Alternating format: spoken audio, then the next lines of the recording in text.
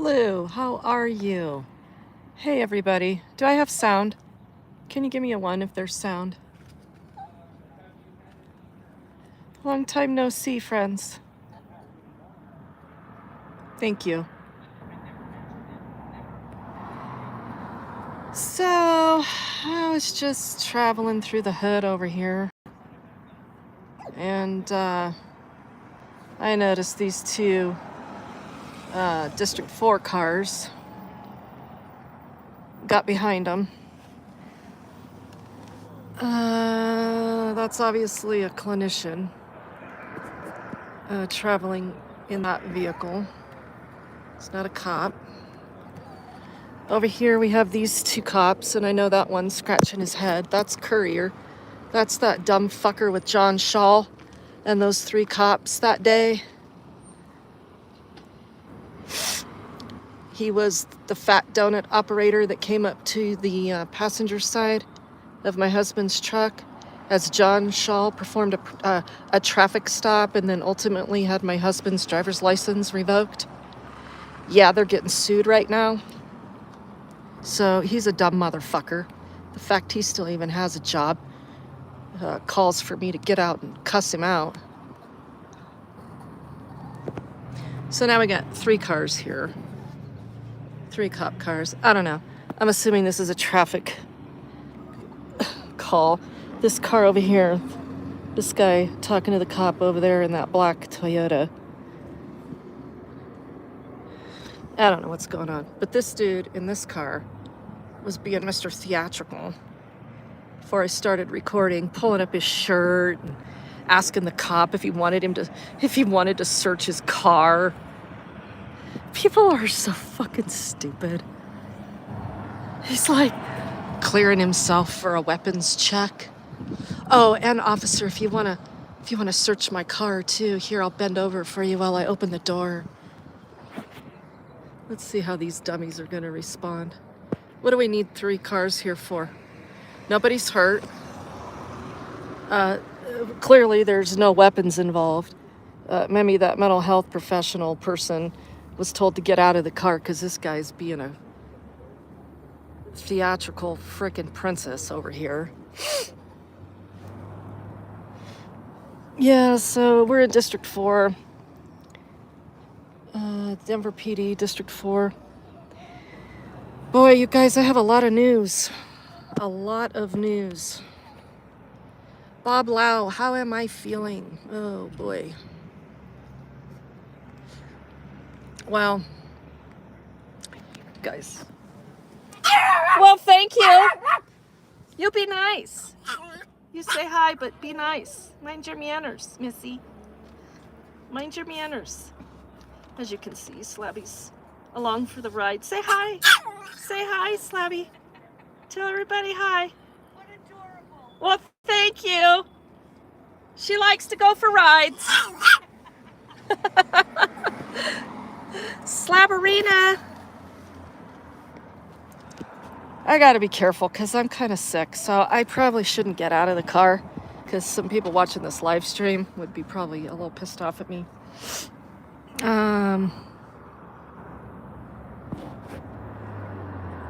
Yeah, this dude, he's pretty theatrical over here. I don't know what's going on.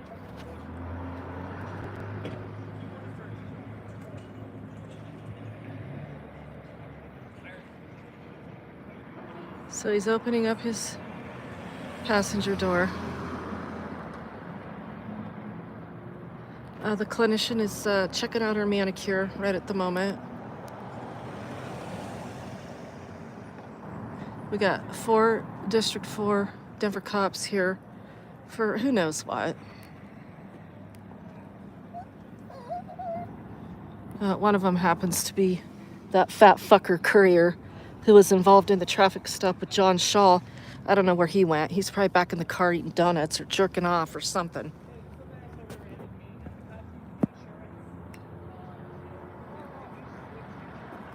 Oh, so he's on the phone. Some asshole rear-ended me, and the cops want my insurance, and... Do we have insurance? Yeah, he's got a crossing. You made a left turn and after the brake check, made a left turn, and then brake checked me. Dude, your story isn't really adding up. Looks like you probably rear-ended him.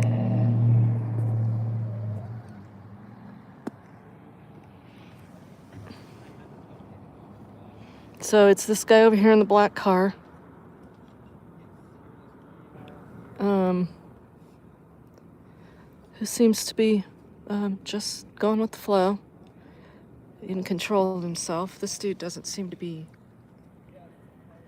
totally in control of himself. But hell, you know, you can do whatever you want here in Denver. You've seen us go out and live stream District 4 when all those drunk kids ran into that power pole that night. And it took the cops, what, an hour to get there? Those kids were drunk as shit. And Denver just, District 4 just let them go. They didn't even do any sobriety checks, nothing. Let's see what they're gonna do here.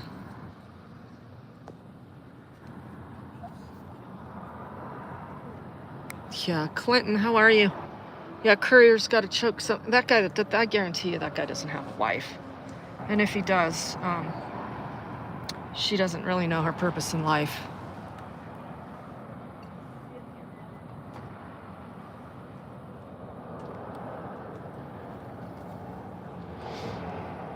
Yeah, remember that, Melissa? Yeah, and let them drive away. Yeah, Lois, you remember that too, huh?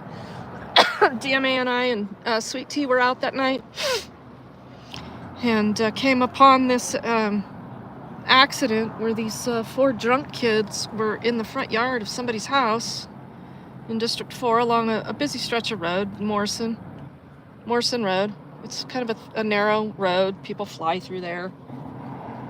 And they had just turned out a liquor store and hit an electrical box head on. Yeah, you remember, Jody?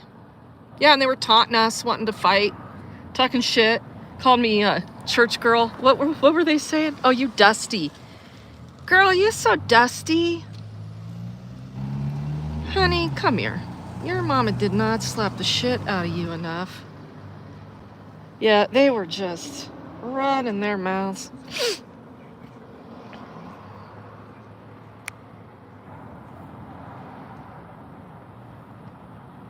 Oh yeah, they were definitely displaying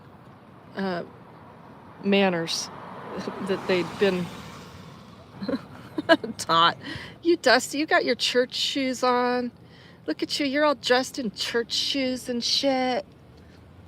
You dusty.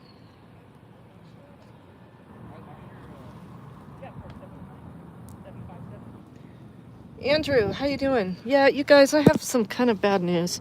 It's been a bad couple of weeks, so I thought I would start with this stream and then we'll chat about it.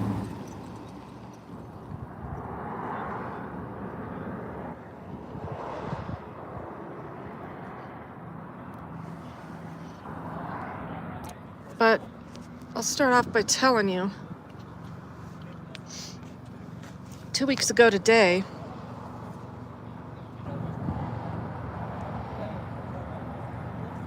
I was right over here at Ruby Hill Park.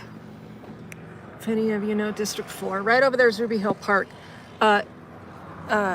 District 4 was having a little powwow with Chief Ron Thomas and his whole command staff, and they were going to address the community. They'd been advertising this on Facebook.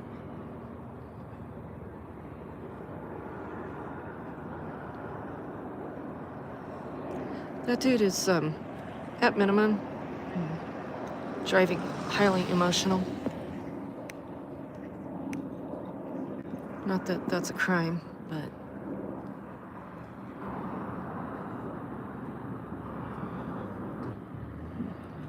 this guy would just like to move his car. What a funny looking guy. So anyway, they were doing this little powwow over here at Ruby Hill.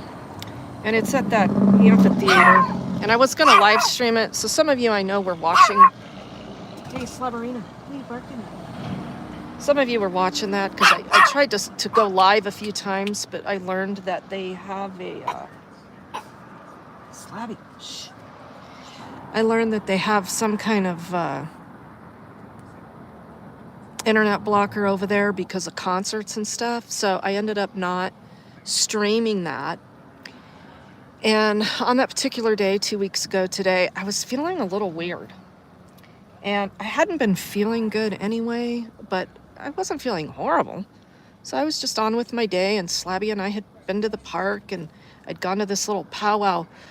And I'll tell you what, you guys, I have never been around that many cops at a powwow, not live streaming, but I ended up talking to EB and Red the whole time. You know EB and Red, we like them over in District 4. And so I felt okay talking to them. I get like this, all this anxiety when I'm around all these cops, right? Especially when I'm not recording. So none of them approached me. None of them, I mean, it was kosher. You know, the community was there to hear from the command staff, you know, oh, we're doing this and we're doing that. We've got this community group and that community group, and we're all a bunch of cop suckers, and we love cops, and more cops, and cops are heroes, and yada, yada, yada, blah, blah, blah. Well, I left that event, and everything was fine. And that night, I wasn't sleeping too good, and I was having some pain in my kidney. Y'all know I have kidney stones, right? Yeah, I've been dealing with keeping these kidney stones in my kidneys for like 25 years. And I've got a 12 millimeter stone in my left kidney. Anything bigger than 5 is impassable. Anything bigger than 7 or 8 starts to become kind of a life-altering problem. So we're just watching this traffic stop here. I'm about to yell at Courier. That semi-bald idiot right there, who should be a cop at all. He was involved in the John Shaw traffic stop.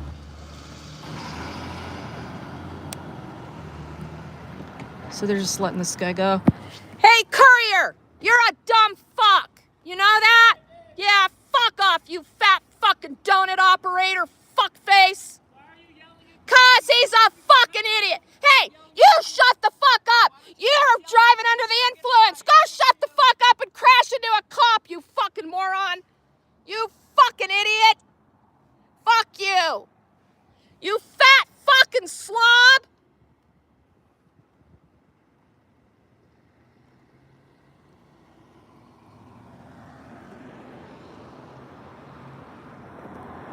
You shouldn't even have a job, you stupid fuck! Somebody ought to beat the fuck out of you and dump you in the river! You fat fucker!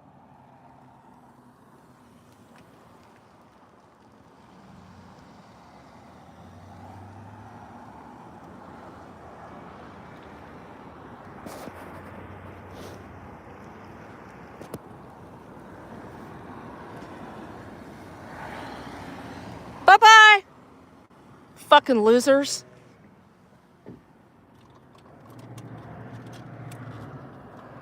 All right, Slobby, what do you think? Did we get the job done? Did we get the job done? That dirty of a cop? Fuck him. He can drive into the fucking river. I wouldn't help him. I'd walk away. Hang tight.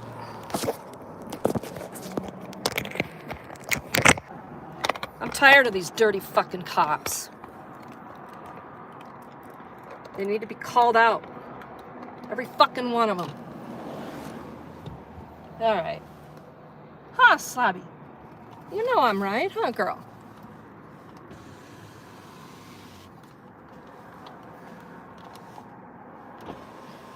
Three fucking cops for that.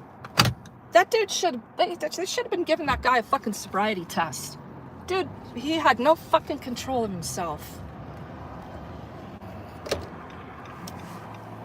that would require paperwork. So we're gonna go this way, and I'm gonna tell you more about these wonderful kidney stones.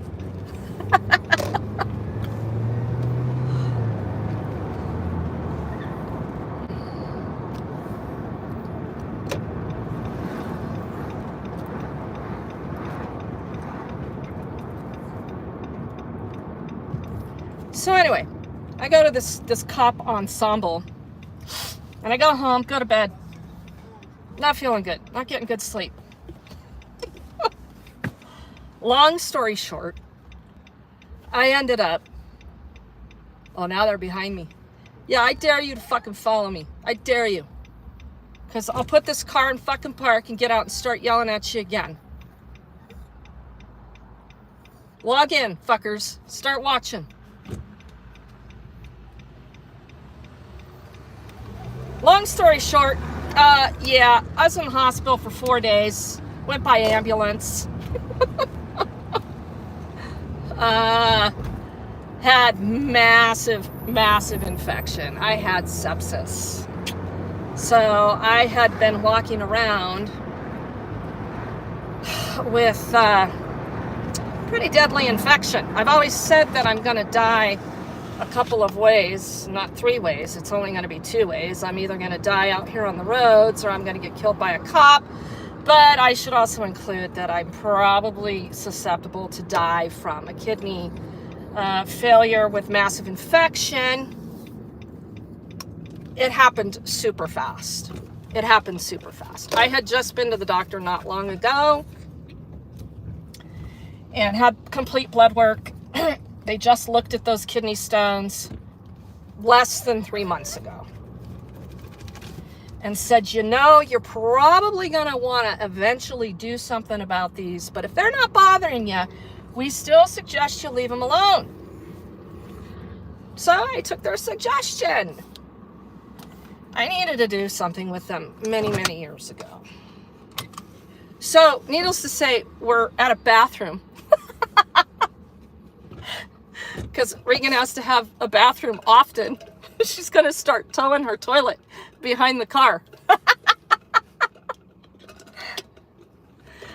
I'm all right. I had surgery this past Monday. They think they've got them all. I not only have a 12... You have a kidney stone. Oh yeah. Well, that's how you're supposed to pass them. But like I said, they only pass up to a certain size. After about 5 millimeters, you're done. You're not passing. You got to have surgery. At a 12 millimeter and an 8 millimeter, I've already had surgery on a 10 millimeter, and that was just the left side. I've also got some on the right side. I don't do things all that small. I mean, I do things with a bang.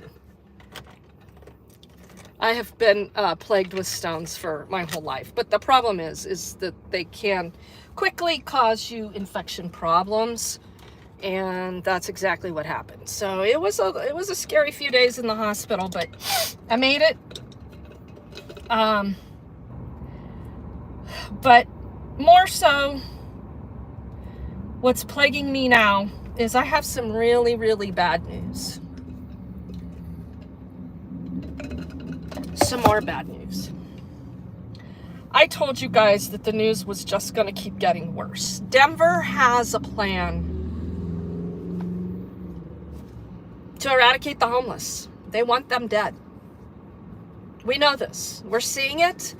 We're just not talking about it because it's polarizing. People don't want to have this conversation about how polarizing this is. Because when you've got nothing but brute force addressing homelessness, the outcome is going to be death. And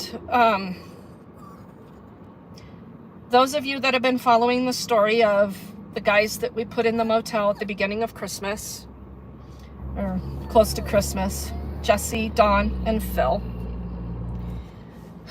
Cliff, thank you. That's very nice of you. I much appreciate that. Thank you for that super chat. So we put those guys in the motel. You guys knew that Dawn passed away, right? It was sudden and very tragic, and his daughter called me and said that Swedish had called her and asked her if they could take her dad off life support, and she gave him the go-ahead to do that. But guess what I found out yesterday? Jesse died as well.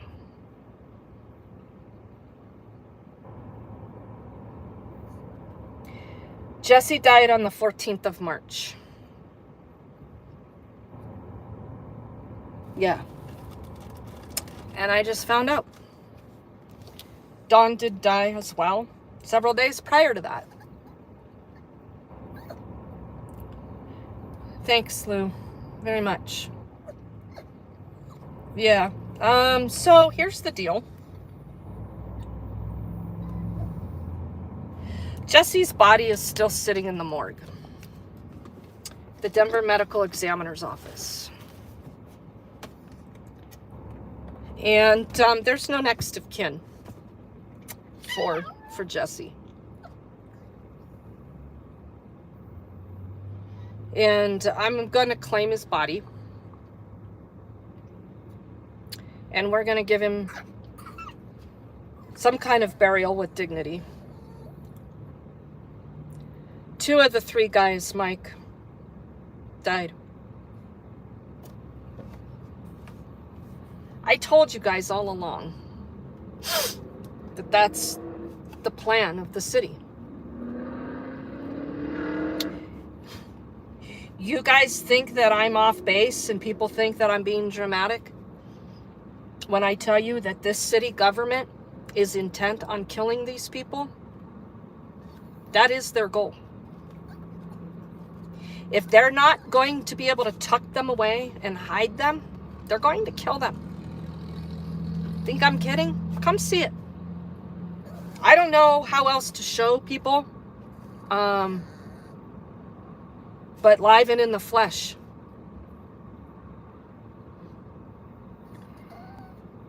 And I really, that hit me hard yesterday when I found out about Jesse. And look, there's some ironies to some things that have gone down. Number one of the first gifts Jesse gave me was this shirt. If you followed me putting them in the motel and me doing the live streams of all of that a couple nights before Christmas, Jesse had written me a Christmas card. We had just met. Jesse and I had just met on the street as I was looking for Phil. Yeah, it's very sad, you guys. If those of you that were following remember, I'd set out to find Phil because we were going into 30 below temps. And I found Phil, and I found 2 friends that were hanging out with Phil. And they were older gentlemen. They were older than Phil. 67, 68, and 64. And Phil was the youngest one. And I drove up, and Jesse was sitting in an alley. And he had no shoes on, and his feet were kind of messed up. And I said, "Hey, what's going on?" He's like, "Oh, I'm just trying to put these shoes on. This preacher just gave me these shoes." And I said, "Well, you know you can't be out here. You know the weather's going to get really bad." "Oh, yeah, I know, but the cops are chasing us all over the place." Had I not put those guys in that motel, they would have already been dead. Okay? I know that. I recognize that. The city doesn't care. The city doesn't care. So we put the 3 of them in the motel, right? And boy, did we have a whirlwind of activity. They were sick. A couple of them went by ambulance. Jesse kept going back in and out of the hospital for his frostbite. They were fighting with each other, 3 guys in a room. They were pent up, right? We had a small amount of substance use issues, which mostly included alcohol. Jesse was not Jesse was not a user, but Jesse was he boozed it up. And so did Don. And you know, Don drank himself into a coma. And you know, twice. But Don didn't have a desire to thrive anymore. Don and I had a lot of heart-to-heart conversations, and Don, in my opinion, Don was done with life. So, but Jesse wasn't. Jesse wasn't even close. That's why this one is hitting me really hard. So Jesse gave me a shirt. He insisted that I take this gigantuan shirt that he had found. And it was a leprechaun. And this leprechaun was smashed into the shirt like he'd been strapped on to someone's chest with this funny look on his face and these great big shoes and all this stuff. Jesse insisted that I have this shirt. And I thought, well, I'm not going to wear it. But I do like big shirts like that to wear to bed. Night shirts, right? And I wore that shirt the other night. And I went to the ER in that shirt. I didn't even know Jesse had died. He died on the 14th of March, you guys. Somewhere at a busy intersection at Broadway and Evans, for those of you that are familiar with Denver, Broadway and Evans is a bad, it's a bad intersection. And the location of his death was Lincoln and Evans. So I'm trying to figure out the details.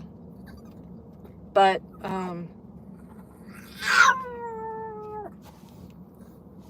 Slabby.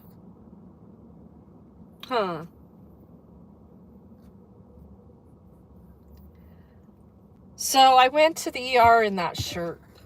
And, by the way, one of the reasons I had to go by ambulance was because I passed out. Thought I had a seizure, but I didn't. So I go to the hospital in this shirt. And by the time they get me out of the ambulance, I'm wide awake. And they'd given me fentanyl. So I was feeling great. And they wheel me into the ER. And this doctor. And I'm telling you guys, this ER, Swedish. Okay, I ended up in Swedish. For those of you that are familiar with the metro area, Swedish is it. I'm telling you, that place rocks level 1 trauma like nobody's business. Slabby, I'm right. You are in good hands if you end up in the Swedish ER. Denver Health, if they would have tried to take me to Denver Health, I wouldn't have gotten out. I would have got out and walked, or just laid down on the sidewalk or something. I would not have gone into Denver Health. So I end up in Swedish, and this doctor, the first thing he says to me, I really like that shirt. That leprechaun is so cool. And I'm looking at this guy going, are you out of your fucking mind? And I'm just looking at him. And he's like, your shirt is cool. I said, okay, thanks. He's like, so what's going on? And I look at him. And I'm like, well, I got a long history. He's like, nah, just stop there. Just stop there. The guy turned around and walked away. You guys, I'm talking Swedish up because ultimately the reason he did turn around and walk away is literally 3 people were coding in that ER at the same time I was there. I didn't belong there in the bigger picture, but it happened. And they didn't treat me any less better for it. they treated me appropriately, okay? But it was just the shirt thing, okay? I didn't even know what damn shirt I had on. I didn't even care. And that doctor was fixated on that shirt. So it was just a sign, right? It was just a sign. And I had been thinking about Jesse because if you guys remember what happened, Jesse got kicked out of the motel. He was the last one I was able to keep there. Kept him there for quite a while. Jesse needs a continuum of care. You've heard me talk about how these people need wraparound case management and consistent care. That's what he needed. Jesse had a lot of mental health issues. And the last time we talked to Jesse, the only thing he was concerned about was that he'd been given a little buddy heater. A guy had taken him into Walmart and told him to get whatever he needed. Okay? And all he wanted to do was take that little buddy heater out to Phil and give it to Phil. And that's the last time we talked. And that video, it's called It's Jesse Time. You guys can go watch that if you want to see Jesse. So he was so excited to always want to give. And every time I saw him, he had something to give me. On my head today.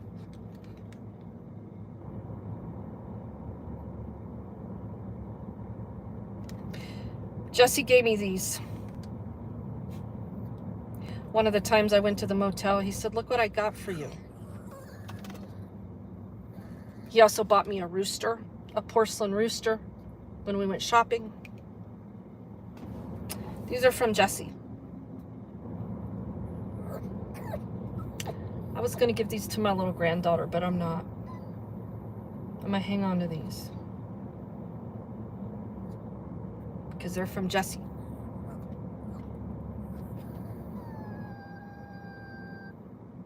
I know, Slabby.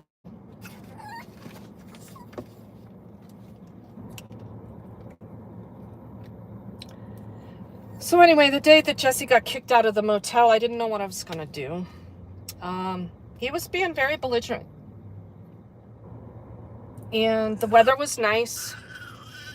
And so he told me that I was going to give him a ride somewhere. And I told him, "No, Jesse, I'm not giving you a ride. Not with you acting like this." "Well, what am I supposed to do? You gave everybody else a ride." You know, so then he starts pulling on my heartstrings. So my husband came. And he gave him a ride to another motel. Jesse asked to go to another motel. And my husband helped him unload his stuff into that motel. He knew that he had a room.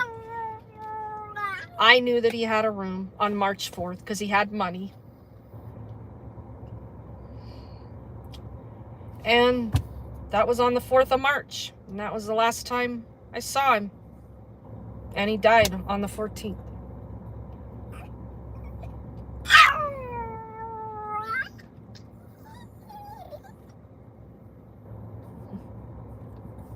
Yeah, she's funny, isn't she? You're so funny, Slabby. So anyway, and the last conversation I had with Jesse was, we were arguing in the parking lot at the motel. Jesse was the only one that would go to the bank and give me money when he got paid at the beginning of the month. And he even did it in the middle of the month. He wanted to contribute to the motel. And, it was $100 here and there. He didn't have any food benefits, and he was only getting $1,000 a month, so I didn't want him to pay for all of that. And Jesse insisted that he give me $100 in that parking lot. And I kept shoving it back at him. "Jesse, no, you're going to need this. You're going to need it." And he just threw it on the ground and walked off.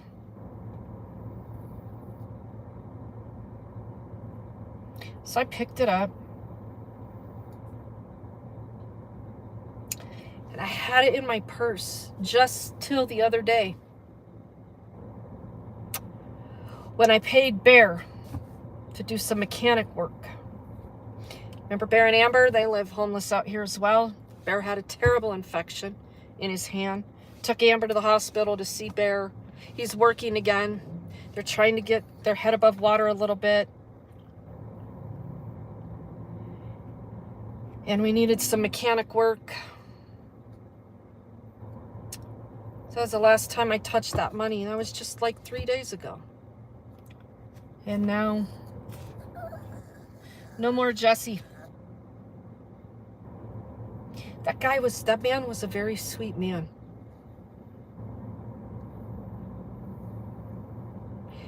Yeah, Puddentane.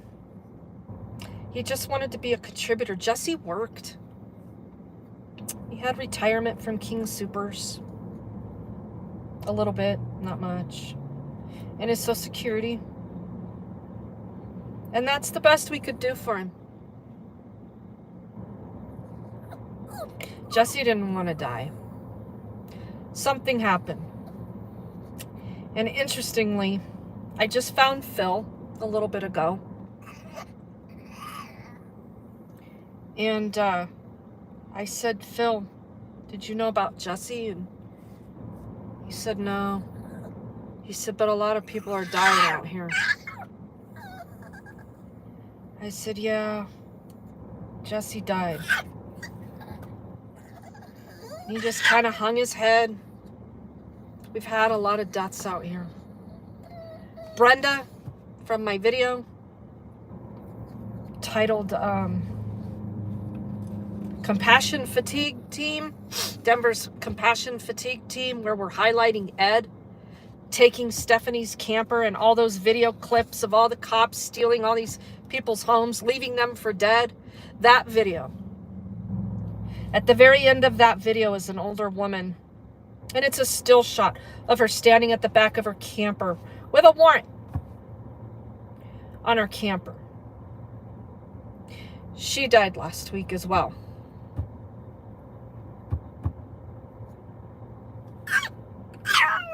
And yes, the city took her home and her partner's home after she died.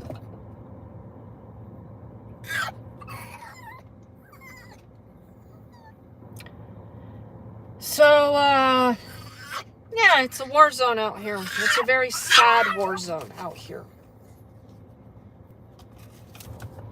But what you're all going to have to do for me is babysit Slabby.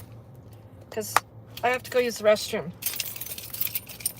Because I'm on a 30-minute schedule. Hey! Slabby, talk to everybody. Talk to everybody, okay? I'll be back.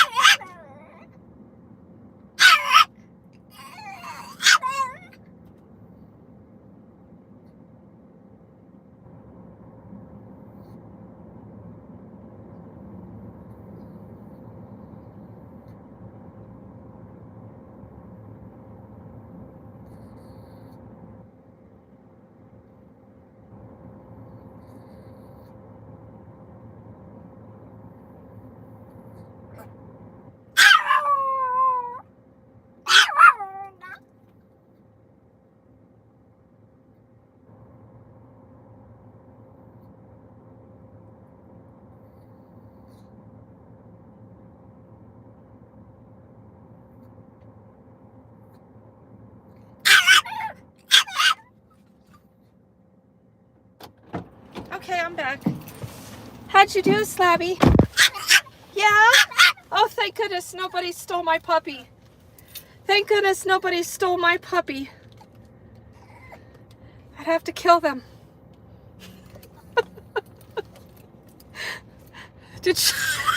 Was she lost without me?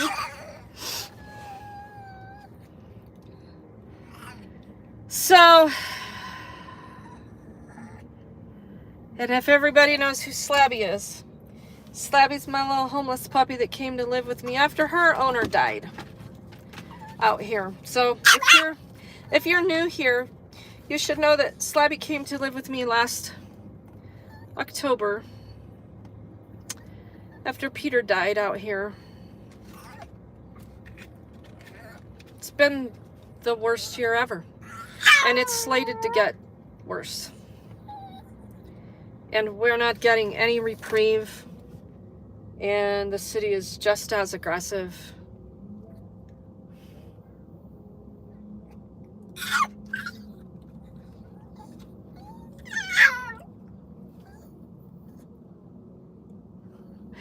Slabby is currently barking a book about freedom. Please support if you can. Yeah, you guys, thank you. I don't know what's going to happen with getting Jesse out of the medical examiner's office, out of the coroner's office. I do know that there is a death benefit. And I would think after the city's killed all these people, I would think the least they could do is probably pay for their cremation. So I'm going to try to go after that benefit for Jesse. But I'm not leaving him in the morgue. I'm not leaving him there. Okay? So I already called one of the cremation places that happened to do my mom's cremation 12 years ago when she died suddenly in a bad situation. They were wonderful. And they're willing to work with me to get that voucher going for that death benefit for him. Well, no, Tracy, typically what happens here is cremation, but I don't know what happens to the remains. But Jesse had a friend. He had friends. And those friends were us, as far as I'm concerned. And there's been no next of kin to step up. Jesse's told me that he only has some distant third cousins in the state. And he kind of told me where they live, but Jesse also, he was adopted, and he did not have a nice upbringing, and I think Jesse may have been learning disabled when he was born.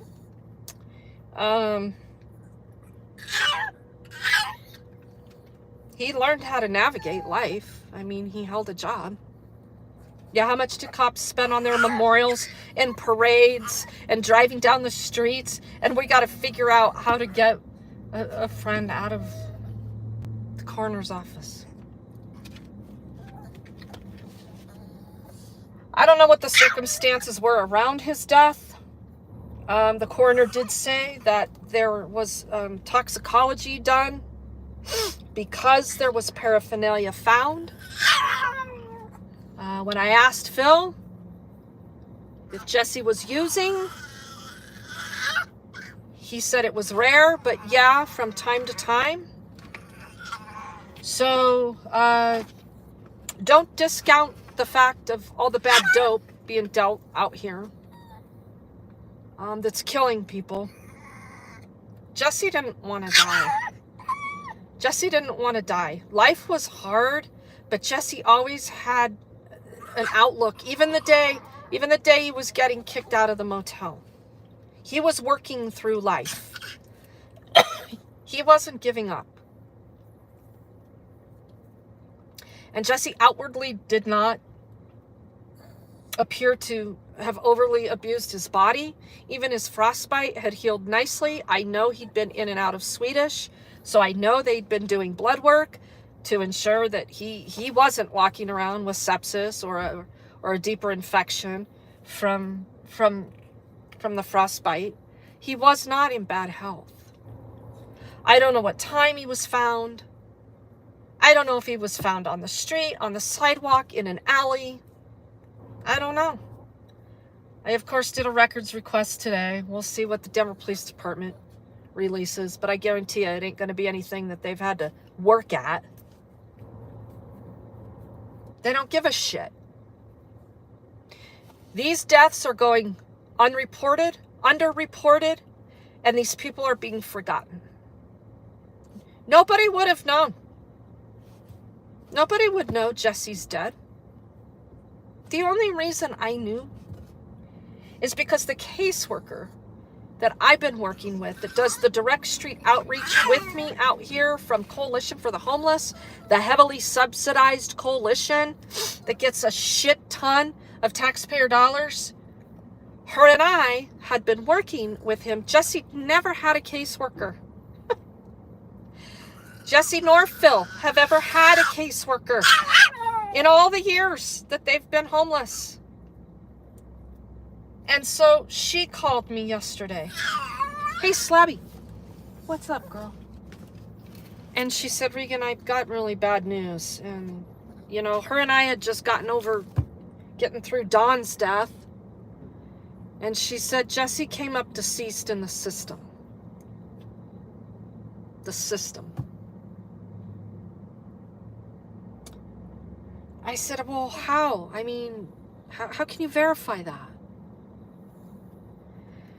Well, his caseworker had been notified by the medical examiner's office that his body was there and they were trying to locate next of kin.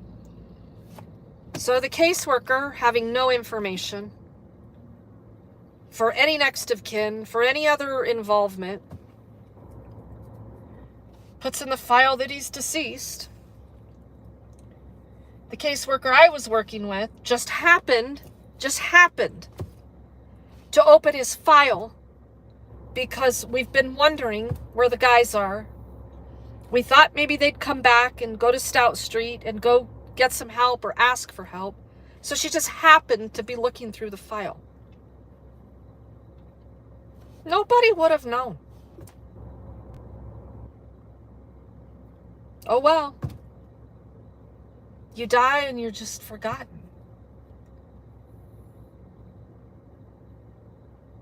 And come to find out, the medical examiner's office was at the coalition to try to identify two bodies. Jesse and another individual, or trying to connect them with next of kin. They'd identified them, but I just can't believe we live in this kind of society. I would have never... It's so surreal. I just can't... Nobody knew Jesse. Nobody cared enough about Jesse to say, I got you if you die.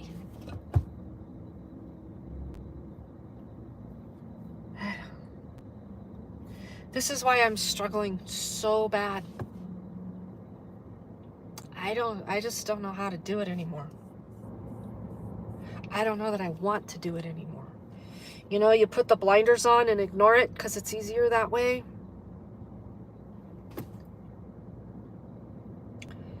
But I would feel horrible if I knew later on that I'd had the opportunity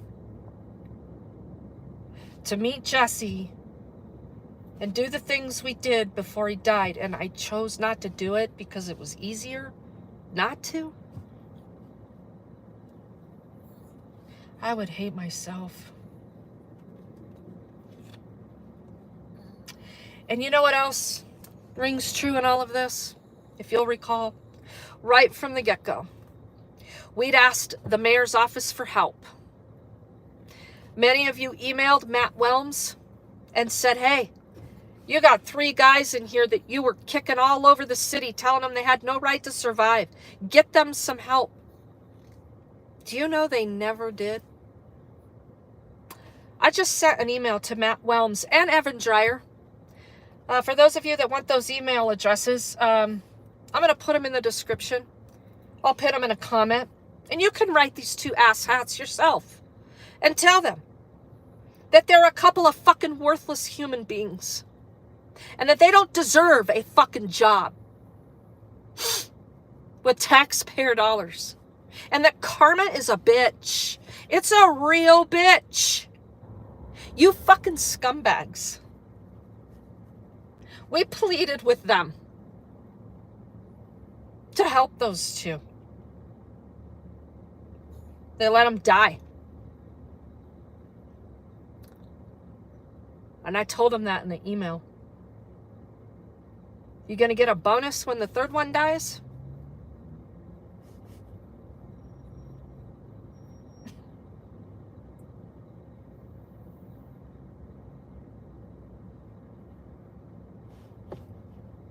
What do you say? What do you say? What do you do?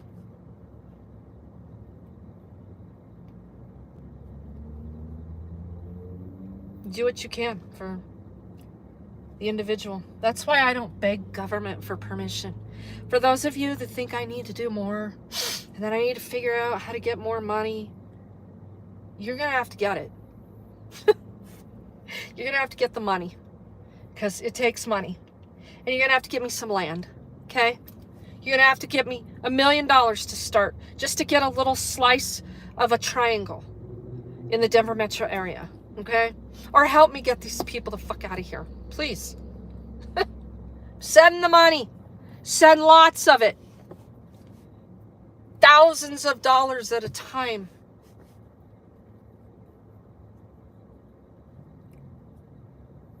It's not about the money. It's about the people.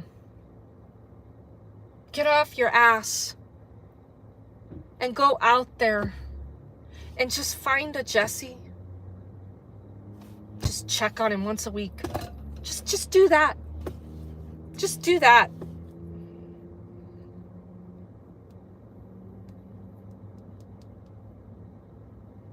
You'll be worth more in morality and ethics than any person that collects a taxpayer-supported paycheck. We pay these people. We pay these people to kill people. And the cops are 100% to blame. They are the enforcers. And they wonder why people hate them. They wonder why people go,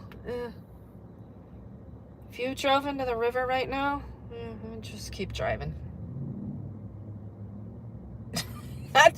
Does that make me a bad person? No, I would not. I would not. These cops that have been involved in this, fuck you. You go answer. You go answer to your creator. You're not in my sphere.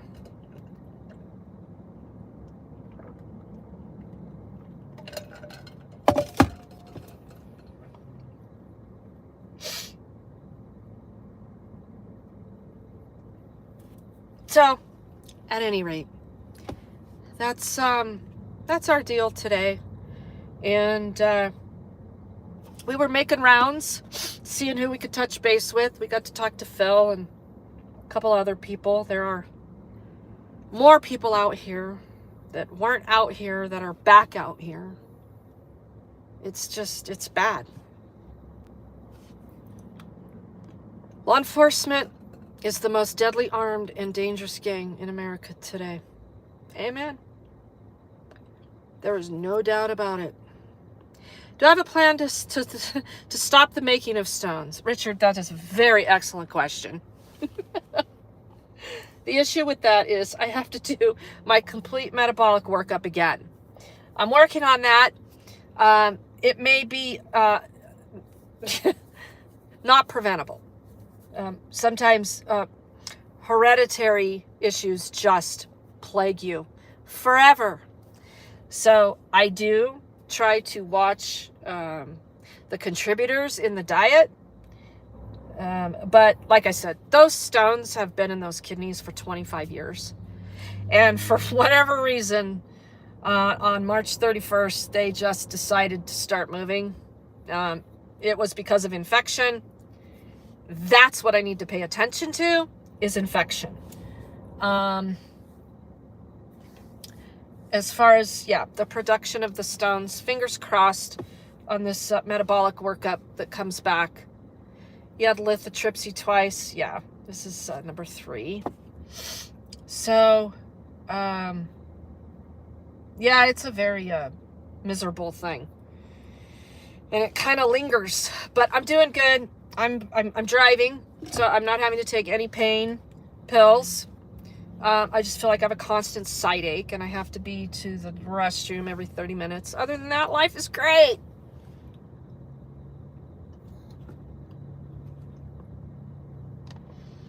Oh yeah, drink the distilled water and all the natural remedies that go with that, right? We'll see. We'll see what the next 6 months bring. I gotta make sure. I was not running. Well, I did have a temperature. I was alive. I only had a mild fever in the hospital, and it developed while I was in the hospital because, of course, the infection spread because I had to have an emergency stent put in. The 12 millimeter stone was trying to move, and it's vinegar. It's apple cider vinegar, Tracy. That 12 millimeter stone did make its way out of the kidney. How? I don't know. Like I said, I don't do anything small. And they had to put the stone back in the kidney during the emergency stent because the infection was so bad and my blood pressure was so low. That was the other weird thing. I've never had that low blood pressure. So it was a scary few days. It really, really was. But I didn't feel that horrible. That's what's so weird. If I had known all that was going on, I would have stopped dead in my tracks to take care of myself. But apparently something sparked that. I don't know what it was. I don't know if Jesse said, you know what, Regan, you're not going to make it. So we got to get this going. And you're going to go to the hospital in the leprechaun shirt. I don't know. I don't know why after those stones, sitting in those kidneys for 25 years, decided to do that. Yeah, a week. Look, so back in my mid-20s, after pregnancy, I had gallstones. I had the whole thing, right? But back then, they wanted you to work through stuff a little bit longer, and they wanted you to take more pain pills. And I'll tell you what, 6 months of working through a 10 millimeter stone that they couldn't find until I went to the ER for the 4th time and said, I'm not leaving. I don't care if you have to cut me open from here to here. You better find out what the hell's going on. And they did. They found a 10 millimeter stone that had embedded in scar tissue. So I am not giving this any more time. If there is a procedure to get it done, get it done. So, yeah, I know. Isn't that funny, snarky user? And it's attention. She's attention seeking. Because it's all about me. Ruby, I don't know if they're going to analyze that stone or not. Oh, God. The owl dog's on its citizens. Interesting. Well, sharpshooting is always something people should freshen up on, as well as the Second Amendment. Hi, Brad. Yeah, cute dog. That's Slabby. If you're new here, Slabby came to live with me. She was homeless. No, she wasn't homeless. She lived with Peter in their van, and Peter passed away. And Slabby and I had always been friends. So we, I don't know where the hell these girls are going looking like that, but holy shit. Yeah, stop, Slabby. I know. I don't know what's going on over there. Looks like they're headed to a rave. Maybe there's a rave up here at Ruby Hill. So anyway, yeah, that's Slab-A-Rina. Slabby comes from the slabs of California. If you want to do a little research on that, that is a fascinating, unregulated place where people go to live uninhibited and free of government interference. That's where Slabby came from.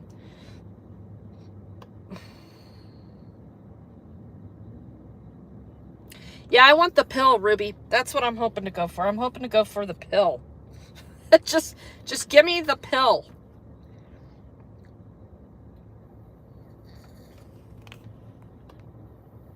All right, you guys. Well, yeah, Slabby is naked. She doesn't have a shirt on. We talk about that all the time. She's naked today. She just has her harness on, so she fits in her car seat. She has to be strapped into her car seat. You know, the flats, fourth dimension, yeah, it's an old Marine base.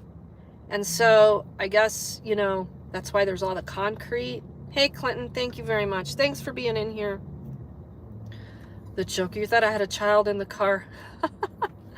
No children. Just Slab-A-Rina. Huh? You saying goodbye? Tell everybody thanks for being here. Thank you, King Charles. I really do appreciate that.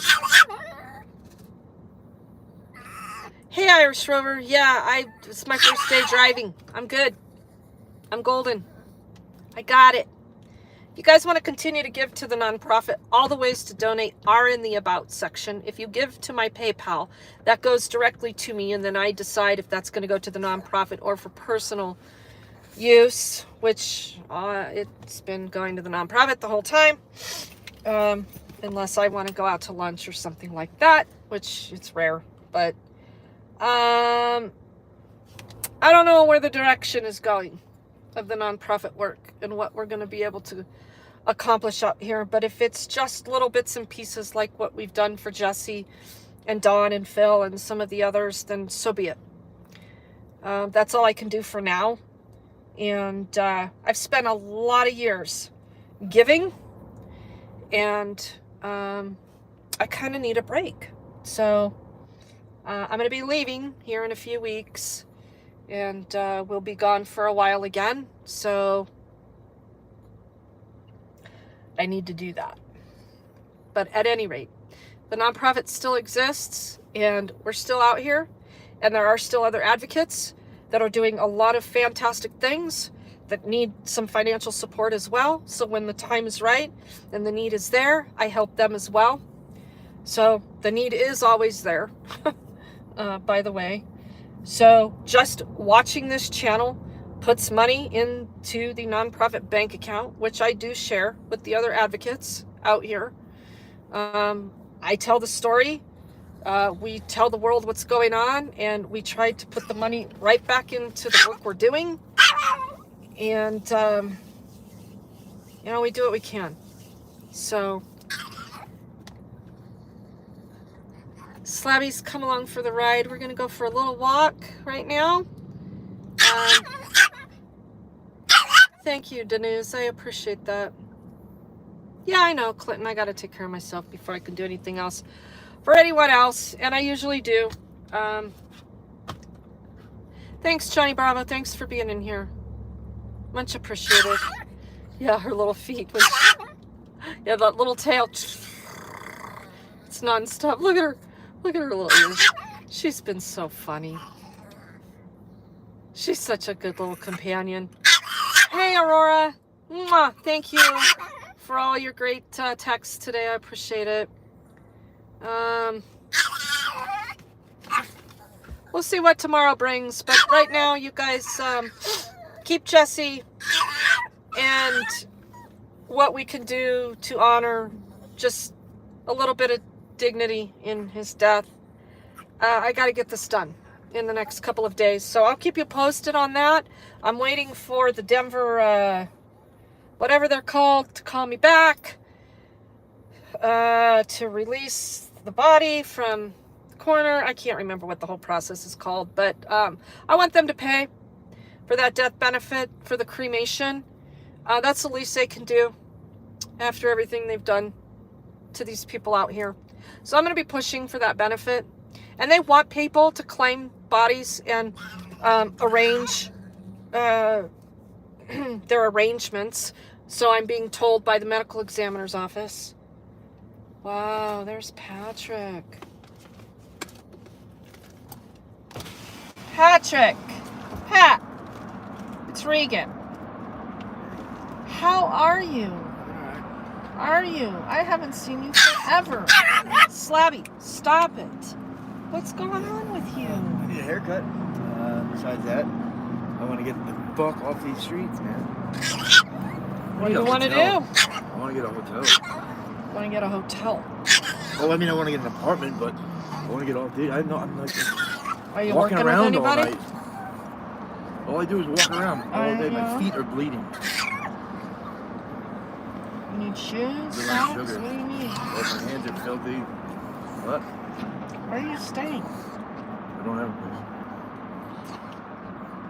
Anybody working with you at all? Is the Never got set checked. team chasing you all over the place, or the cops chasing you all over?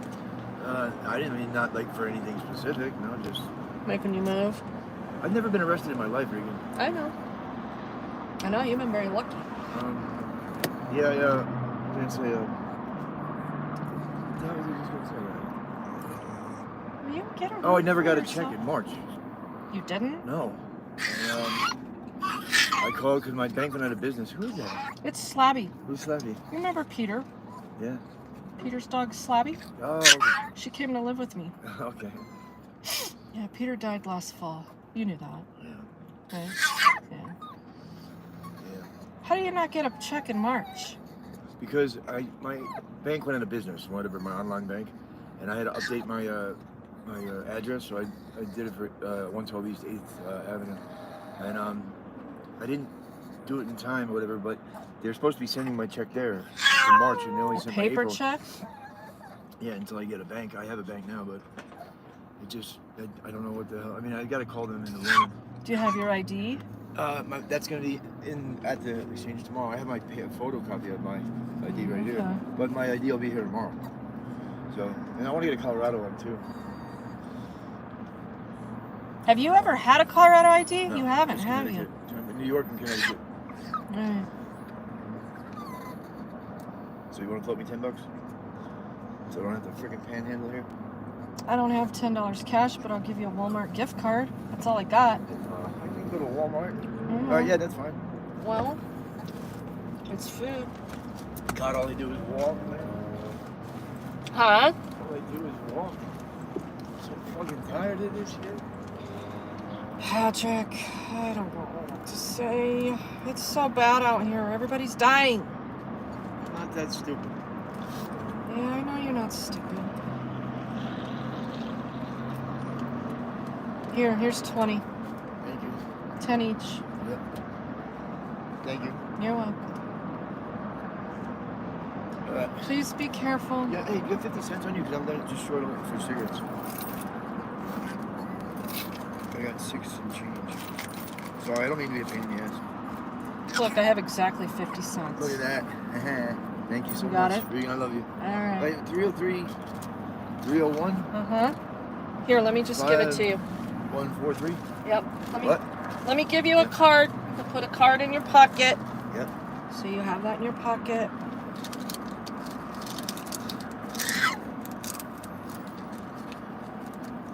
How's Mark? There you go. Cool. Thank you. You're welcome.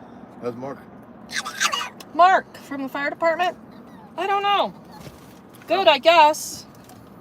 I thought you guys. So Well, no, they shit canned him. Yeah, no, that's fucked up. Because, you know, he was doing things right. We don't want people helping. Yeah, exactly. We can't have that. We have to have people destroying. Well, what were you doing here? Just hanging out. I had to pee. Got it. You know, the pee zone. Jason's doing all right, huh? don't know. I've seen him a couple times. He seemed good. Yeah, he's not supposed to be out here, so I don't know how good he's actually doing. Oh. You know what I'm saying? And he cut me off, so he's on my shit list. Gotcha. Not good. I helped him through a lot of shit. Yeah, I know. You can at least communicate with me. I've never fucked anybody over out here. I know. So, yeah, if you see him, go, hey, good job fucking ringing over. What's she gonna tell you next time you need something? Fuck off. Fuck off is right. Yeah. Be careful, Patrick. All right. See you later.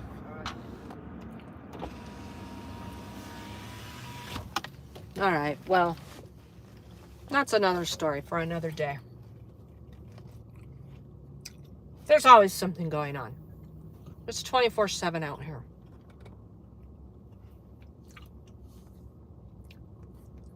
So, we're gonna go.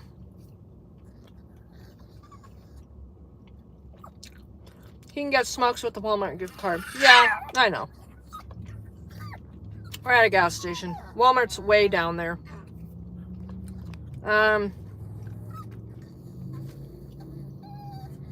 He's a good guy. A heavy addiction problem. So.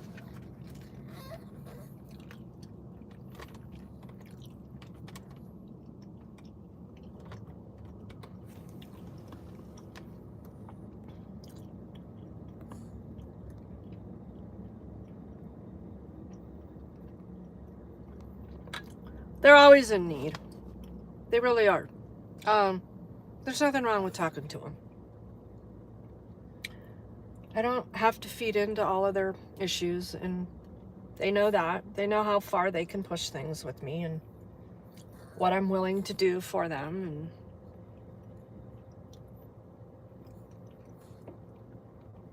at any rate, we're happy to be alive.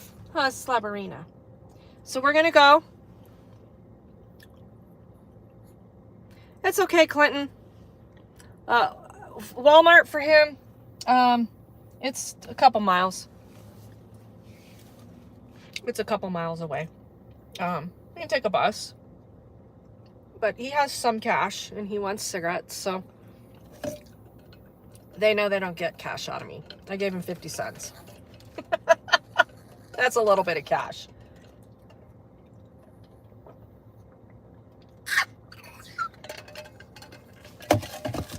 I would rather they have food.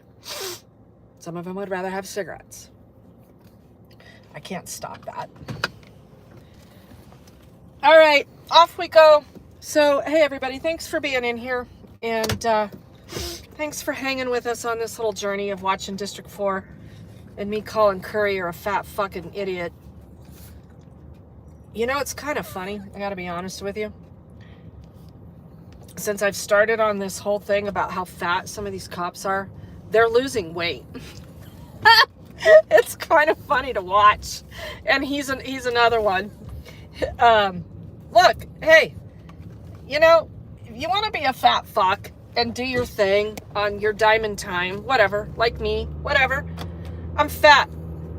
Don't go out there pretending like you can save lives with that goddamn tractor tire around your waist. You should be shit canned for that. I'm sorry. You get one warning. You get yourself in shape because you're going to get killed, which makes you a liability. You're going to get someone else killed, which makes it an even bigger liability. And we're going to get sued because you can't do your job right. So you have exactly 6 weeks to get in shape, and you're on desk duty. So you're going to have to really double down and get your ass in gear and show us that you're fit for the job, or GTFO. I have a huge issue with all of these fat ass obese cops. It's one thing to be overweight. It's another thing to be a fat slob. Sorry. Sorry, not sorry. So, that's today's rant. Thanks for being in here, you guys. It was nice catching up with all of you. I'll keep you updated on what happens with Jesse. Bye, guys. Say goodbye, Slabby. Say goodbye. Slabberina, say goodbye. Arf, arf. Now she doesn't want to talk. Bye, guys.